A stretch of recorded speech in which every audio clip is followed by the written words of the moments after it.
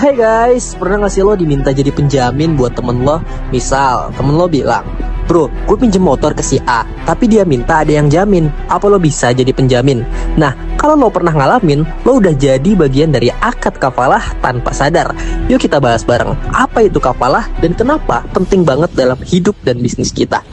Bayangin lo punya temen, namanya Budi. Budi mau ngutang ke toko bangunan buat usaha, tapi si toko minta penjamin. Terus lo bilang, "Tenang, gue jamin deh, kalau Budi kabur, gue yang tanggung."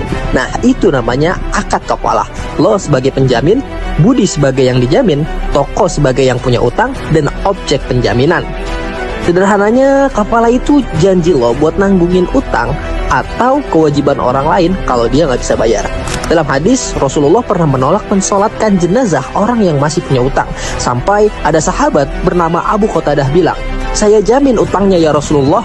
Baru deh Rasulullah mau nyolatin. Hadis riwayat Bukhari. Dari situ kelihatan banget kan, kafalah itu serius banget dalam Islam. Setidaknya ada 3 hal penting dalam akad kafalah. Yang pertama, harus ada ijab dan qabul, alias kesepakatan antara penjamin dan pihak yang dijamin. Yang kedua, penjamin boleh dapat imbalan selama nggak memberatkan. Yang ketiga, kalau pakai imbalan, maka akadnya nggak bisa dibatalin sepihak.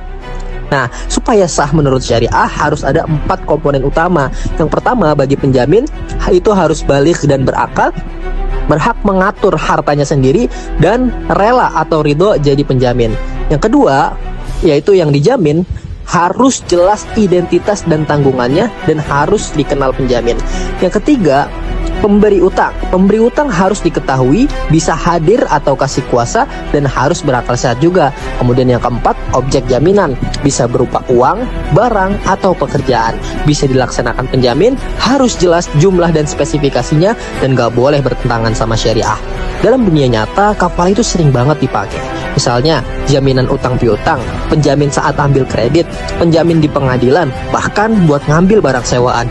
Intinya, kafalah itu ngebantu orang buat dipercaya dalam transaksi tanpa harus modal sendiri duluan. Gimana? Ternyata konsep penjaminan dalam Islam itu rapi dan adil banget ya.